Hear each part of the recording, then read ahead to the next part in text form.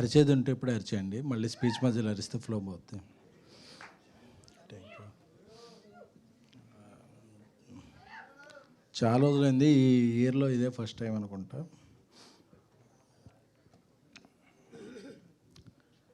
నాకు త్వరగా సినిమాలు తీసేయటం ఆ కాంబినేషన్లో పెద్ద అలవాటు లేదు. 2012లో ఈ రోజుల్లో తీసాం ప్రొడ్యూసర్గా. 2018లో ట్యాక్సీ వాళ్ళ చేశాం. 2023లో బేబీ చేశాం. మళ్ళీ 2026లో చెన్నై లవ్ స్టోరీ. మధ్యలో కో ప్రొడ్యూసర్గా అలా బలిబిలమాడే, ప్రతిరోజు పండుగ, మహానుభావుడు ఇవన్నీ చేసిన. నిర్మాతగా నేను ఎందుకంటే ఎక్కువ సినిమాలు చేయాలంటే నాకు భయం. ఎందుకంటే కాంబినేషన్ నమ్మాలా లేకపోతే తెలియదు నాకు. నా బ్రెయిన్లో స్ట్రైక్ అయ్యేది ఒక కథే.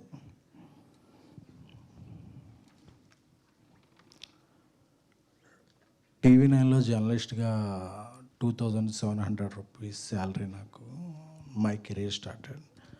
నన్ను ప్రొడ్యూసర్గా చేసిన దర్శకుడు మారుతి గారు,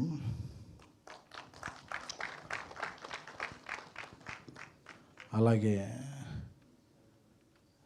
స్విఫ్ట్, ఎస్టీము, ఆల్టో ఈ కార్లే తెలిసిన నాకు బెంజ్ కార్ కొనుక్కునేలా చేసిన డైరెక్టర్ నా చైల్డ్హుడ్ ఫ్రెండ్ సాయి రాజేష్ గారు.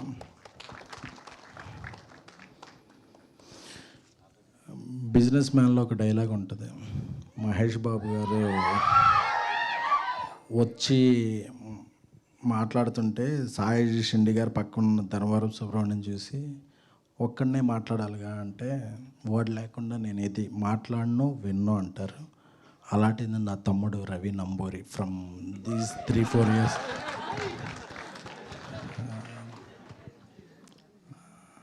అంటే మనం ఎవరి వల్ల ఎదిగామో, మనకు ఎవరున్నారో అది అనేది ఎప్పుడు చెప్పుకోవాలి. ఒక మారుతి, ఒక సాయి రాజేష్, ఒక రవి, వీళ్ళందరూ మై నెక్స్ట్ డైరెక్టర్స్, రాహుల్, వీళ్ళందరి వల్ల నేను ఈ స్టేజ్ మీద ఉన్నాను. కానీ లేకపోతే ఇలాంటి పెద్ద స్క్రీన్లో టికెట్ కొనుక్కుంటా కూడా ఆలోచించే కుటుంబం మాది.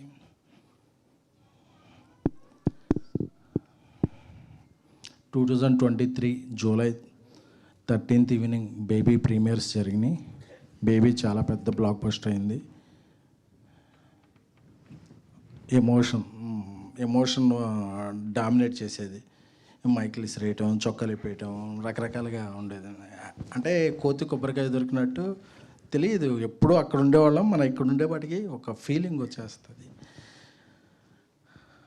తర్వాత ఏ సినిమా తీయాలో తెలియదు. బేబీని రీమేక్ చేయాలనుకున్నాం. దానికి కొన్ని అడ్డంకులు, వేరే లాంగ్వేజ్లో చేయాలంటే. అవన్నీ జరుగుతున్నప్పుడు సక్సెస్ఫుల్గా హిందీలో చేస్తున్నాం. Thanks to our director my friend Rajesh గారు. తెలుగులో ఒక సినిమా చేయాలి, అందరూ కూడా ఒక హిట్ అయిన కాంబినేషన్తో చేద్దాం, ఒక పెద్ద ఒక స్టార్ హీరోతో చేద్దాం. ఇయే సజెషన్స్. అప్పుడు ఒకరోజు రాజేష్ గారు ఒక పెంట్ హౌస్లో కూర్చున్నప్పుడు ఈ స్టోరీ చెప్పి ఇది ఎలా ఉందన్నప్పుడు నాకు బాగా స్ట్రైక్ అయింది. ఈ సినిమా చేద్దాం ఉండాలి. నెక్స్ట్ మన ఇద్దరం, అంటే తను డైరెక్టర్గానే కాకుండా ప్రొడ్యూసర్గా, అంటే ఇక్కడ రాజేష్ గారు గొప్పతనం చెప్పుకోవాలి. ఒక సినిమా పెద్ద బ్లాక్ బస్టర్ అయిన తర్వాత ఆ సినిమా ప్రొడ్యూసర్తో చాలా తక్కువ మంది డైరెక్టర్లు జర్నీ చేస్తారు. ఎందుకంటే వాళ్ళకి అంతకు మించి जब मैक्स प्रोटीन बार है तो हेल्थ से चीटिंग क्यों करते हो brother? High protein, tasty and filling, natural ingredients. Protein snacking मतलब नो चीटिंग. చాలా చాలా కొద్ది మంది వ్యక్తుల్లో మహోన్నతమైన వ్యక్తిత్వం ఉన్న వ్యక్తి సాయి రాజేష్ గారు. అంటే ఆయన డబ్బులకి దీనికి ఈజ్ కాదు, నా ఫ్రెండ్ అని.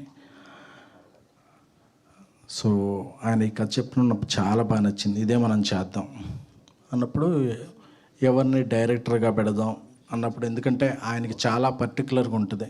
ఆయన కథ ఎవరన్నా డైరెక్ట్ చేసేటప్పుడు అది ఎవరు డైరెక్ట్ చేస్తారు, దాన్ని ఎలా తీసుకెళ్తారు, తీసుకెళ్ళిన తర్వాత ఆయన నేమ్ ఎలా క్యారీ చేస్తారు, ఆయనతో ఎలాగ రిలేషన్లో ఉంటారనేది చాలా ఇది ఉంటుంది. ఆయన నోటి నుంచే వచ్చిన ఫస్ట్ నేమ్ మన రవి అయితే బాగుంటుంది కదా. ఎందుకంటే బేబీ సినిమాలో చిన్న చిన్న కొన్ని లాస్ట్లో జూలై 14th రిలీజ్ చేయాలంటే మాకు రవి వచ్చి హెల్ప్ చేయడానికి, అంటే ఒక చిన్న సాయం చేసినోడు కూడా, అంటే చాలామంది డైరెక్టర్లకి వాళ్ళ డైరెక్షన్ డిపార్ట్మెంట్లో పేర్లు కూడా గుర్తుండవు, బట్ ఒక చిన్న సాయం చేశాడని రవి మంచి రైటర్ కదా, మీతో చాలా ఇయర్స్ నుంచి ట్రావెల్ అవుతున్నాడు, మనం డైరెక్టర్ని చేద్దాం అనే ఫస్ట్ డెసిషన్ రాజేష్ గారిది. నాకు నా తమ్ముడి పేరు ప్రాజెక్ట్ ప్రపోజ్ చేసినప్పుడు నాకు అసలు చాలా ఆనందం వేసింది.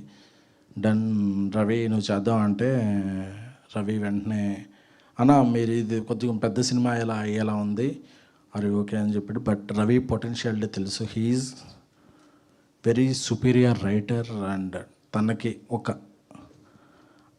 ఈ రోజుల్లో biggest degree is common sense. తనకి అది చాలా బాగా ఉంది. అంటే ఏ సీన్ ఎలా ప్రొజెక్ట్ చేయాలి, ఏ హీరోని ఏ హీరోయిన్ని ఏంటి అనే చాలా చాలా చాలా చాలా తనకి సినిమా మీద చాలా గ్రిప్ ఉన్న వ్యక్తి. సాఫ్ట్వేర్ జాబ్ చేసుకుని ఒక 7-8 ఇయర్స్ నుంచి సాఫ్ట్వేర్ జాబ్ని పక్కన పెట్టి నా క్రియేటివ్ ఫీల్డ్లో ఉండాలి అని చెప్పి 2017-18 నుంచి మాతోనే ట్రావెల్ అవుతున్నాడు రవి. అలాగా ఈ సినిమా కథ రూపాంతరం చెందింది. ఎలా చేయాలి, ఏం చేయాలి, హీరోలు ఎవరు, కాంబినేషన్లు ఇవన్నీ అనుకున్న తర్వాత ఒకరోజు పుష్ప లాస్ట్ సాంగ్ రిలీజ్ అనుకుంటా, నేను చెన్నైలో ఉన్నాను. రాజేష్ గారు వెళ్ళారు కిరణ్ గారికి నేరేషన్లో. అప్పుడే కేరామ్ మంచి సక్సెస్ అయింది, కా మంచి సక్సెస్ అయింది. సక్సెస్ తర్వాత కిరణ్ గారి డేట్ల గురించి చాలామంది ప్రొడ్యూసర్లు, ప్రొడక్షన్ హౌస్లు ఇది ఉన్నప్పుడు ఈ కథ విని ఆయన వితిన్ 1.5 hour 1 hour మనం చేస్తున్నాం భయ్య అని చెప్పి, ఎందుకంటే ఈ కథలో చాలా డెప్త్ ఉన్న కథ, చాలా హానెస్టీ కథ, అంటే చాలా లేయర్స్ ఉన్న కథ. ఆయనలో మాత్రం ఏ లేయర్స్ లేదు, ఒకటే లేయర్, మంచి కథ చేయాలి, మంచి సినిమా చేయాలి. వెంటనే ఓకే చేశారు. నాకేంటంటే కిరణ్ గారిలో ఆ వ్యక్తిత్వం నాకు బాగా నచ్చింది. ఎందుకంటే ఆయన ముందు నా స్నేహితుడు ఒక సినిమా చేశాడు వినరో భాగ్యంలా, అప్పుడు కొంత పరిచయం ఉన్నప్పటికీ ఆయన వెంటనే ఈ కథలో ఉన్న పొటెన్షియాలిటీని, డెప్త్ని ఆకలింపు చేసుకుని వెంటనే ఓకే చెప్పడం నాకు చాలా నచ్చింది. అలాగే ఈ సినిమాకి చాలా చాలా మ్యూజికల్ ప్రజెన్స్ ఉంటుంది. రాజేష్ గారు రాసే ఏ స్క్రిప్ట్కైనా చాలా మ్యూజికల్ డెప్త్ ఉంటుంది. ఎవరి మ్యూజిక్ వెళ్దాం అన్నప్పుడు ఒకరోజు మణిశర్మ గారు అయితే మణిశర్మ గారు అంటే నా కాలేజీ రోజులు గుర్తొచ్చాయి. అప్పట్లో చిరంజీవి గారి పాటలు రిలీజ్ అయినప్పుడు రాత్రి 2-2:30కి మేము వెళ్ళి బస్టాండ్లో వెయిట్ చేసేవాళ్ళం.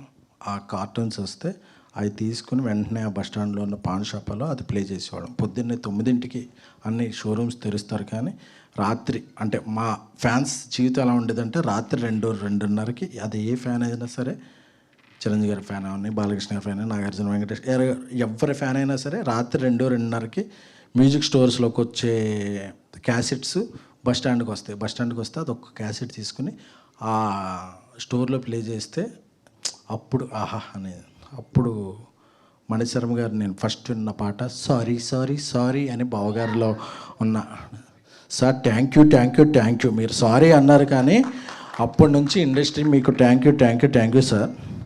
నాకు మణిశర్మ గారు అనగానే నాకు బల్బులు పగిలిపోయినాయి. ఇదేంటి మనం అప్పటి నుంచి ఆయనకి ఇది ఆయన సినిమా మనం చేస్తామా, ఆయన పేరు మణిశర్మ మ్యూజికల్ అని ఉండగా నేను ఎప్పుడో చూశాను పెద్ద పెద్ద ప్రొడ్యూసర్లు వాళ్ళు ఉండగా మన పేర్లు ప్రొడ్యూసర్గా పడతాయా అని చెప్పి, ఎందుకంటే మణిశర్మ గారు ఈజ్ ద ఓన్లీయో తెలియదు one of the what ever music director.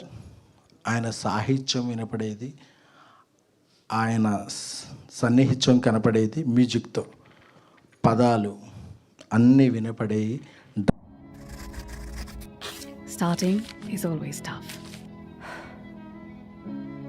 కూడా ఆయన పాటలకి డ్యాన్స్లు వేసుకోవటం 50 రోజు సెకండ్ షోలో, 100 రోజు సెకండ్ షోలో, మార్నింగ్ షో, బెనిఫిట్ షోలో గడిచిపోయింది. అలాంటి ఒక లెజెండరీ మ్యూజిక్ డైరెక్టర్ మన సినిమాగా చేస్తున్నారంటే చాలా ఎగ్జైట్మెంట్ అది. ఎందుకంటే ఆయన ఏం చేస్తారు అంటే చేస్తారా లేదా ఏంటి అని చెప్పి అందరూ ఆయన మణి శర్మ గారు అంటారు, కానీ మాకు హీజ్ మణి గాడ్. సో ఆయన కథ అనగానే ఆయన ఒక ఎక్సైట్మెంట్లో ఫోన్ చేసి, అబ్బాయి మనం ఈ సినిమా చేస్తున్నాం అని చెప్పి, ఎందుకంటే డేట్లు మాట్లాడలా, రేట్లు మాట్లాడలా, ఏం లేదు, ఒక మంచి సినిమా చేస్తున్నాం, నాకు చాలా రోజుల నుంచి ఒక లవ్ స్టోరీ చేయాలని ఉంది, ఇది చేస్తున్నాం అని చెప్పి వాళ్ళ ఇంటికి పిలిచి ఆ రోజు ఆయనే కుకింగ్ సెటప్ చేసి దోశలు వేసి పెట్టారు మాకు. అంటే ఆ రోజు తిన్న దోశ చాలా గుర్తుంది, ఎందుకంటే ఇది గుర్తుందా సాంగ్ కాబట్టి అది చాలా గుర్తుంది. సార్ మీకు తెలియదు మేము మీకు ఎంత ఫ్యాన్స్ అని. అంటే ఆయన ఒక అగ్ర హీరోకి ఎంత మ్యూజిక్ ఇచ్చేవాళ్ళో ఒక అప్కమింగ్ స్టార్కి కూడా మ్యూజిక్ ఇచ్చిన అదే చార్ట్ బస్టర్. ప్రతి సినిమాలో ఆయన సినిమా ఎదురున్న రోజు ఏదన్నా విషయాల వల్ల ఫెయిల్ అవ్వచ్చు, కానీ మణి గారు ఎప్పుడు కూడా హీఈస్ అ సక్సెస్. ఆయన ఎప్పుడు కూడా ఆయన బీజిఎం అంటే టక టక టక వచ్చేసేది, అంటే ఒక ఊపు వచ్చేసేది. చిరంజీవి గారే కాదు, చిరంజీవి గారి పిల్లడు బాల చిరంజీవి వచ్చినా ఆయన కొట్టే బీజిఎంకి దమ్ములు ఎదురై. సో నాకు మణిశర్మ గారి గురించి మాట్లాడాలంటే అసలు, సో అలాంటి మణిశర్మ గారి మన సినిమాకి మ్యూజిక్ చేస్తున్నారంటే ఒక మొదటి విజయం సాధించినట్టే ఫీల్ అయ్యాం. సో అలాగే ఈ సినిమాకి ఒక హీరోయిన్ పెట్టాలి, ఎవరిని పెట్టాలి అని నేను, రాజేష్ గారు, చాలామంది నార్త్, ఈస్ట్, వెస్ట్ ఇండియా హీరోయిన్లకి చెప్పాం. అది కమ్యూనికేషన్ ప్రాబ్లమో, ఎమ్యునేషన్ ప్రాబ్లమో వాళ్ళకి కన్వే అయ్యేది కాదు. చివరికి మన తెలుగు అమ్మాయి తమిళంలో విజయాలు సాధిస్తున్న గౌరీప్రియ గారికి, వారికి మొదటి నేరేషన్ చెప్పగానే ఫస్ట్ ఆ నేరేషన్ అవ్వగానే, that is the first narration, within 20 minutes చేసేస్తున్నాం అని చెప్పేసింది. అడ్వాన్స్ చెక్ కూడా ఆ రోజే కదా, ఆ రోజే. అంటే దానికి వేరే వాళ్ళతో చెకప్లు లేవు, వెంటనే చెక్ అయిపోయింది. అంటే ఆవిడకి అంత నచ్చింది. ఒకటే మాట అన్నారు, ఈ సినిమా చేయాలంటే మీకు దమ్ము ఉండాలి, ఈ సినిమాలో యాక్ట్ చేయాలంటే నాకు దమ్ము ఉండాలి, నాకు ఆ దమ్ము ఉంది, థ్యాంక్ యూ నాకు ఈ రోల్ ఇచ్చినందుకు అని చెప్పారు. అలాగే మా సింగిల్ కార్డ్ అనంత్ శ్రీరామ్ గారు, నా స్నేహితుడు బన్నీవాస్కి ఇంకేం కావాలని చెప్పిన, నాకు బేబీలో చార్ట్ బస్టర్ అయిన సాంగ్ ఇచ్చిన, ఏమి ఇచ్చినా సరే అనంత్ శ్రీరామ్ గారు మాకు చాలా సాన్నిహిత్యులు. ఎందుకంటే ఆయనకు ఒక కథ చెప్పగానే ఆయన చెప్పేస్తారు, మళ్ళీ కొట్టారండి అని చెప్పి. He's like family. ఈ సినిమాకి రాసిన పాటలు చాలా చాలా డెప్త్ ఉన్నాయి. అంటే అందరికి కూడా ఒక ఎగ్జైట్మెంట్ ఉంది ఈ సినిమా గురించి. ఏంటంటే ఒక హానెస్ట్గా సినిమా తీసినప్పుడు మాత్రమే ఆ ఎగ్జైట్మెంట్ రిఫ్లెక్ట్ అవుద్ది. సో మీరు ఈ చూసే ప్రతి ఫ్రేమ్లోనూ ఎగ్జైట్మెంట్ ఉంటుంది, ప్రతి సీన్లోనూ ఎగ్జైట్మెంట్ ఉంటుంది, ప్రతి డైలాగ్లోనూ ఎగ్జైట్మెంట్ ఉంటుంది. అలాగే ఈ సినిమాకి డానియల్ గారు మంచి, ఆయన ఇప్పుడు డాల్బీ, తెలుగులో తొలి Dolby cinema Chennai love story. ఎందుకంటే డాల్బీ సినిమాస్లో చేయాలంటే చాలా ఖర్చు అవుద్ది. అంత ఖర్చు అవ్వాలంటే ఒకరోజు రాజేష్ గారు డాల్బీ సినిమాస్లో చేస్తే ఎలా ఉంటుంది అని అడిగారు. అడిగితే బాగా ఖర్చు అవుద్ది కదా అన్నాం. బట్ లేదు మనం చేద్దాం అన్న. ఒకటే స్క్రీన్ ఉంది 2 స్టేట్లో, ఒక్క స్క్రీన్ గురించి మనం ఇంత చేద్దామా అంటే, రేపు స్క్రీన్స్ పెరగచ్చు లేదా ఓటీటీలో చూసినప్పుడు ఈ క్వాలిటీ చూడొచ్చు అన్నారు. అప్పుడు అన్నప్పుడు నాకు ఐకాన్ స్టార్ అల్లు అర్జున్ గారి మాటలు గుర్తొచ్చినాయి. ఈ స్క్రీన్స్ పెట్టింది మేము లాభం గురించి కాదు, ఇండస్ట్రీ నుంచి ఏదైనా తిరిగి ఇవ్వటానికి అని చెప్పి. అప్పుడు నాకు అనిపించింది బేబీ తర్వాత మనం తీసే సినిమా క్వాలిటీగా ఉండాలి, కానీ మనం ఏదో టికెట్ రేట్లు పెంచేసుకుని అలా లాభం గడించుకోవటం కాదు, ఒక సినిమాకి ఏదన్నా మనం పెట్టాలి అని. సో ఈ రేంజ్ సినిమాలకి డాల్బీ సినిమా అనేది చాలా ఇది. బట్ ఈ సినిమాని డాల్బీ సినిమాలోనే చేస్తున్నాం, ఎందుకంటే సినిమా అనేది మాకు ఫ్యాషన్ కాదు, ప్యాషన్. సో అందుకని చెప్పి ఈ సినిమాని డాల్బీ సినిమాలో చేస్తున్నాం. మీరు ఆ విజువల్స్ ఎంజాయ్ చేయొచ్చు. అలాగే ఎడిటర్ సంతోష్ నాయుడు గారు, అలాగే కష్టాల్లో సుఖాల్లో నాకు చాలా తోడున్న నా బ్రదర్ ధీరజ్. ఎందుకంటే బేబీ సినిమాని చాలామంది నమ్మనప్పుడు ఆంధ్ర మొత్తం నేనే చేస్తాను అని నాకు ముందు వచ్చి తన డిస్ట్రిబ్యూటర్గా, హ్యాపీ బర్త్డే ధీరజ్. ఎందుకంటే నాకు ఎప్పుడన్నా ఒక స్టెప్ బ్యాక్ వేసినప్పుడు మనల్ని ముందుకు పుష్ చేసే ఉండాలి. అలానే ఏదన్నా స్టెప్ బ్యాక్ వేస్తున్నప్పుడు నన్ను ముందుకి పుష్ చేసే వ్యక్తి మై బ్రదర్ ధీరజ్. సో ఆయన ఈ cinema co producer. Happy birthday Dheeraj. Party కొంచెం మట్టుగా. సో ఈ సినిమా ఇంతమంది కలిస్తే, అంటే ఈ సినిమాకి ఏ ఒక్కళ్ళు ఇదైతే కాదు, ఇంతమంది కలిస్తేనే ఈ సినిమా. సో ఇంత దూరంలో ఉన్న ఈ స్క్రీన్కి వచ్చిన మీడియా మిత్రులందరికీ కూడా, అలాగే ప్రత్యేకంగా చెప్పుకోవాలంటే TFJA, అలాగే నా టీంలో ఒక మెంబరు, మొన్న ఒక లంగ్స్ సంబంధించిన ఇది వస్తే 11 lakhs అసోసియేషన్ తరపున ఖర్చు పెట్టి వాళ్ళందరికీ అసోసియేషన్ ఉందని చెప్పిన మా TFJA పెద్దలు రాంబాబు గారికి, రఘు గారికి, లక్ష్మీనారాయణ గారికి, నాయుడు గారికి, అందరికీ కూడా. సో ఇలాంటి అసోసియేషన్ ఉన్నప్పుడే మన మధ్య అసోసియేషన్ స్ట్రాంగ్గా ఉంటుంది. సో అందరికీ కూడా మీరు ఇలాంటి ఇంకెక్కువ చేయాలి. సో ఇక్కడికి వచ్చిన ఇతర మీడియా పెద్దలకి, జీవి గారు అంటే నాకు మొదటి నుంచి ఉంది. ఆయన ఐడియల్ బ్రెయిన్ డిస్కషన్ బోర్డులో 2001-2లో పోస్టింగ్లు వేసేవాడిని. ఇప్పుడు నా సినిమాలకి ఆయన రివ్యూ రాస్తున్నారంటే this is my achievement. So అందరికీ కూడా, సో ఎప్పుడైనా ఎగ్జైట్మెంట్లో ఏదన్నా మాట్లాడినా మీ అందరికీ ఇక్కడ అప్పుడప్పుడు యాంకర్లు అది పిలుస్తుంటారు బ్రాండ్ అని. నాది బ్రాండ్ కాదు, మీతో ఉన్న బాండ్ అంతే. I'm not a brand. ఎందుకంటే ఎస్కేనా వాడు ఏం కాదు, ఒక మిడిల్ క్లాస్. మా నాన్నగారు రైల్వే పార్సల్ సూపర్వైజర్.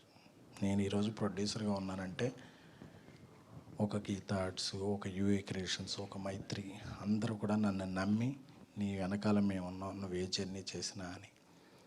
అలాగే నా వెనకాల directors and friends Maruti, Rajesh, Ravi ఇలాంటి వాళ్ళు ఉండబట్టి నేను ఎక్కడ ఉన్నాను. కానీ లేకపోతే నేను చాలా సాధారణమైన వ్యక్తిని. నన్ను ఈ స్టేజ్కి తీసుకొచ్చిన అందరికీ, అలాగే నా సినిమాలు చూసి టిక్కెట్ కొని నన్ను ఇక్కడికి తీసుకొచ్చిన ప్రేక్షక దేవుళ్ళందరికీ. బికాస్ ప్రేక్షకులు లేకపోతే ఎవ్వరూ లేరు. They are not taked for granted, they are most wanted. ఓటీటీలో చూద్దాం అనుకుంటే ఎవ్వరూ లేం. అందుకే ఎప్పుడైనా ఎవరైనా నిర్మాతలు ఒక ప్రేక్షకుడి మీద ఇది మాట్లాడినా నాకు చాలా ఇదేస్తుంది. ఎందుకంటే థియేటర్కి వచ్చి సినిమా చూస్తున్నారంటే మీది డబ్బు కాదు, మీరు పెట్టే టైం. ఆ టైం ఎఫర్ట్కి ఈ సినిమా మీకు రెండింతలు వెళ్ళేటప్పుడు హాంట్ చేస్తానే ప్రామిస్ మాత్రం మా టీం తరపున నేను సవయనంగా చేస్తున్నాను. ఇది హానెస్టీ, నిజాయితీతో చేస్తున్నాను. చెన్నై లవ్ స్టోరీ 3 ఏళ్ల తర్వాత, అంటే నాకు వెంటనే సినిమాలు చేయడం మాకు ఎవ్వరికి రాదు. మనసు పెట్టి తీసిన సినిమా, కిరణ్ అబ్బవరం గారు నమ్మిన సినిమా.